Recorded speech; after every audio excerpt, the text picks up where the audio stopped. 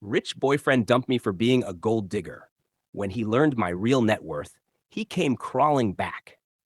The breakup happened at Le Bernardin, of all places. Marcus had insisted on taking me to the most expensive restaurant he could think of, which should have been my first warning sign. He was the type who confused price with meaning, assuming that a $200 dinner could somehow soften the blow of what was coming. Look, Sophia, he said, cutting into his Wagyu beef with surgical precision. I really care about you, but I think we want different things. I set down my fork, already knowing where this was headed. We'd been dating for 8 months, and lately, I'd noticed the change in his behavior. The way he'd grown uncomfortable when I suggested we split restaurant bills.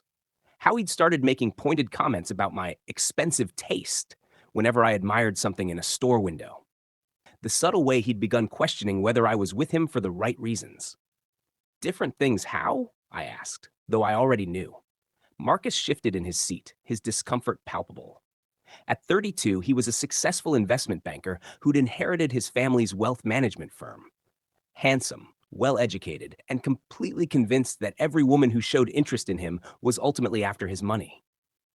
I just, I need to be with someone who's financially independent, someone who doesn't need me to take care of them.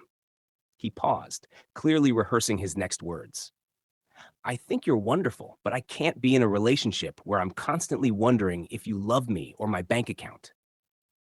The irony was so sharp it could have cut glass. I worked as a librarian at the New York Public Library, a job that paid modestly, but gave me genuine satisfaction. I lived in a small apartment in Queens, took the subway everywhere, and yes, I let Marcus pay for our dates because he insisted, and because arguing about it seemed to matter more to him than to me. What Marcus didn't know, what I'd never told him, was that my modest lifestyle was a choice, not a necessity. I see, I said quietly, folding my napkin and placing it beside my barely touched meal. Well, I appreciate your honesty. He looked surprised by my calm reaction. I hope we can still be friends. You're a really great person, Sophia. You'll find someone who's better suited to your situation. I stood up, dignity intact, despite the humiliation burning in my chest. I'm sure I will. Good luck with everything, Marcus. Walking out of that restaurant, I felt a strange mixture of heartbreak and relief. Heartbreak because, despite his flaws, I had genuinely cared for Marcus. Relief because his assumption had revealed something fundamental about his character that I'd been trying to ignore. The truth was, I didn't need anyone to take care of me financially. At 28, I was worth approximately $4.7 million. My grandmother, Rose Chen, had been one of the few women to successfully invest in Manhattan real estate during the 1960s. While working as a seamstress in Chinatown, she'd quietly purchased 3 small buildings with her savings. She lived frugally, reinvested her rental income, and by the time she passed away when I was 25, those buildings were worth a fortune. I'd inherited everything, along with a letter that changed my perspective on wealth forever. Money, she'd written in her careful handwriting, is a tool, not an identity. It should serve your life, not define it. The people who will love you for who you are will do so whether you're rich or poor. The ones who won't aren't worth your time. Following her wisdom, I decided to live modestly. I kept my librarian job because I loved it. I maintained my small apartment because it felt like home. The inheritance was invested conservatively, growing steadily while I figured out how I wanted it to serve my life's purpose. I'd never told Marcus about my financial situation because I wanted to see who he really was when he thought I needed him. Ironically, his assumption that I was a gold digger revealed that he was exactly the type of person who would treat someone differently based on their bank account. 3 months after our breakup, I was browsing the financial section of the Times when I saw Marcus's photo accompanying an article about young wealth managers. The piece mentioned his recent engagement to Victoria Pemberton, daughter of a prominent hedge fund owner. The caption noted that the couple had met at a charity gala for underprivileged children.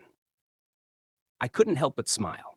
He'd found exactly what he was looking for, someone whose family money matched his own, eliminating any question about motives.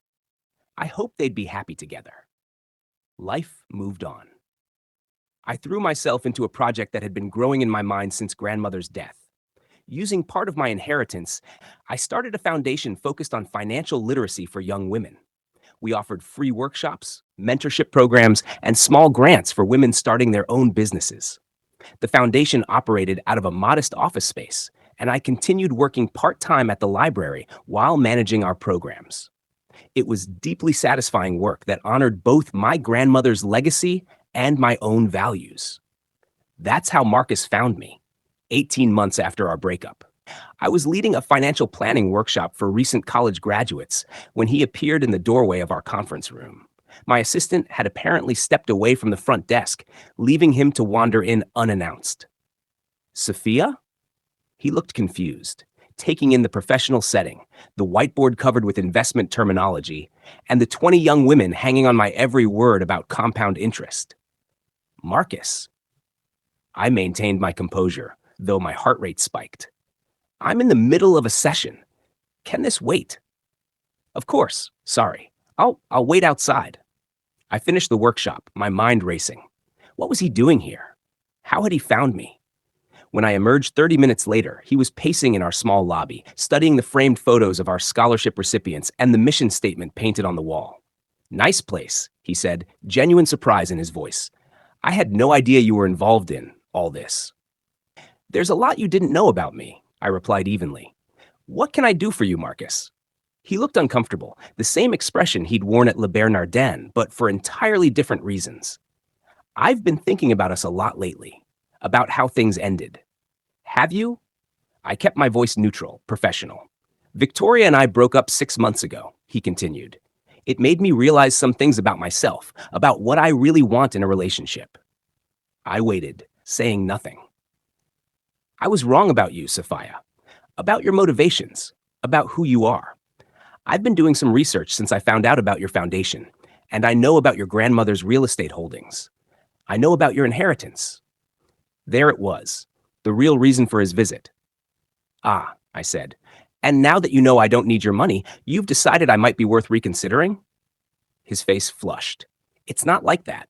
I mean, yes, it changes things, but not in the way you think. It proves that you were with me for the right reasons. That what we had was real.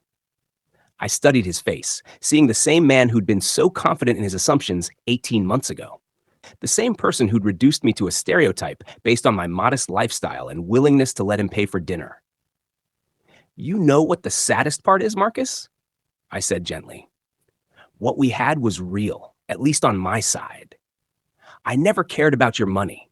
I cared about you, your sense of humor, your passion for your work, the way you'd get excited talking about market trends that bored everyone else. His expression brightened. Exactly. That's what I'm talking about. We had something special. But you didn't trust it, I continued. You didn't trust me. And more importantly, you didn't trust yourself to be worth loving for who you are, rather than what you have. So when you saw someone you perceived as having less than you immediately assumed the worst about their motives. I was protecting myself, he said defensively. You were projecting your own relationship with money onto everyone else. You assumed I was a gold digger because, deep down, you were afraid that without your wealth, you wouldn't be enough. The truth hung in the air between us. Marcus stared at me, processing words that probably no one had ever said to him directly. The woman you fell in love with, I said softly, was the same person whether she had $5 or $5 million in the bank. But you couldn't see that because you've been taught to measure people's worth in dollar signs. So what are you saying? He asked quietly. I'm saying that my net worth hasn't changed who I am, just like your net worth doesn't change who you are. The problem was never about money. It was about trust, respect, and the ability to see people as complete human beings rather than financial statements. Marcus was quiet for a long moment. When he spoke again, his voice was smaller, more vulnerable than I'd ever heard it. Is there any chance we could try again? I know I hurt you, but I've learned from this. I'm different now. I looked at him, really looked at him, and saw someone who was fundamentally the same person who'd broken up with me at an expensive restaurant because he'd convinced himself he knew my motives better than I did. I don't think so, I said gently. Not because of what happened, but because of why it happened. You didn't just make a mistake, Marcus. You made a judgment about my character based on assumptions about my bank account. That tells me something important about how you see the world and the people in it. But now I know.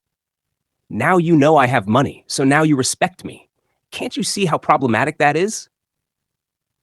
He fell silent, the weight of his own logic finally sinking in. "I hope you find happiness," I said sincerely. "But more than that, I hope you learn to value people for who they are, not what they have. The right person for you won't care about your money, and you shouldn't care about theirs." As I watched him leave, I felt a profound sense of closure. My grandmother had been right. Money was a tool, not an identity. It had served its purpose perfectly in this situation, revealing Marcus's true character while protecting my own sense of self-worth. 6 months later, I met David at a book club meeting. He was a high school teacher with a passion for literature and a laugh that could light up a room. When he asked me out for coffee, I suggested we go Dutch. He agreed without hesitation. We've been together 2 years now, and he still doesn't know about my inheritance. Not because I'm hiding it, but because it simply hasn't come up. We're building something based on who we are, not what we have. And when the time comes to tell him, when we're talking about marriage or buying a house together, I know it won't change anything fundamental between us. Because David fell in love with a librarian who lives in Queens and takes the subway. And that's exactly who I am. The money is just a tool. But the love, that's real.